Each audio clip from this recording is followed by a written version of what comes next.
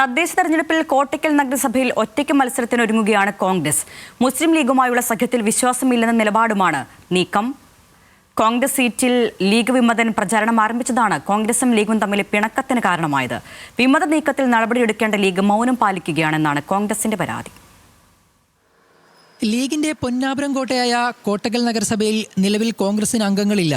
32 വാർഡുള്ള നഗരസഭയിൽ വാർഡ് പുനഃക്രമീകരണത്തിൽ 3 എണ്ണം വർദ്ധിച്ചു. ഇതിൽ ഗാന്ധിനഗർ വാർഡ് ഉൾപ്പെടെ 9 വാർഡുകൾ കോൺഗ്രസിന് നൽകാനായിരുന്നു UDF തീരുമാനം. എന്നാൽ ഈ വാർഡിൽ ലീഗ് പ്രതിനിധി സ്ഥാനാർത്ഥിയായി പ്രചാരണം തുടങ്ങിയതാണ് കോൺഗ്രസിനെ പ്രകോപിപ്പിച്ചത്. വിമതനെതിരെ നടപടിയെടുക്കുമെന്ന് പറയുന്നുണ്ടെങ്കിലും ഇക്കാര്യത്തിൽ ലീഗിന് വിശ്വസിക്കാൻ കഴിയില്ല എന്നാണ് കോൺഗ്രസ് മണ്ഡലം പ്രസിഡന്റ് P. സേതുമാധവൻ പറയുന്നത്. അല്ല, അവരങ്ങനെ വിശ്വസിക്കാൻ കൊള്ളില്ലല്ലോ. കാരണം എന്താ വെച്ചാൽ കഴിഞ്ഞ 5 വർഷം മുമ്പ് കുർബാനി വാർഡിൽ അവരൊരു റഹ്യാനത്ത് മത്സരിച്ചു. ആ റഹ്യാനത്തിനെ അവർ പുറത്താക്കി. പിന്നെ 15 ദിവസം കഴിഞ്ഞപ്പോൾ വീണ്ടും തിരിച്ചെടുത്തിട്ട് സഹകരണ ആസ്പത്രി ഡയറക്ടറാക്കി. ഇങ്ങനെയുള്ളൊരു കൂട്ടരെ എങ്ങനെയാണ് വിശ്വസിക്കുക?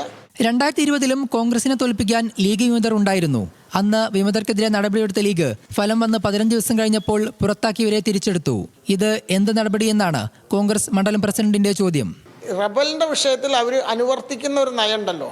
റബലിനെ പുറത്താക്കുക, കമ്മിറ്റി പിരിച്ചുവിടുക, 15 ദിവസം കഴിഞ്ഞാൽ അവർ തിരിച്ചെടുക്കുക. ആ നയത്തിൽ ഞങ്ങൾക്ക് പ്രതിഷേധമുണ്ട്. നാമനിർദ്ദേശ പത്രിക സമർപ്പിക്കാൻ ഇനിയുള്ളത് ആകെ 8 ദിവസം മാത്രം.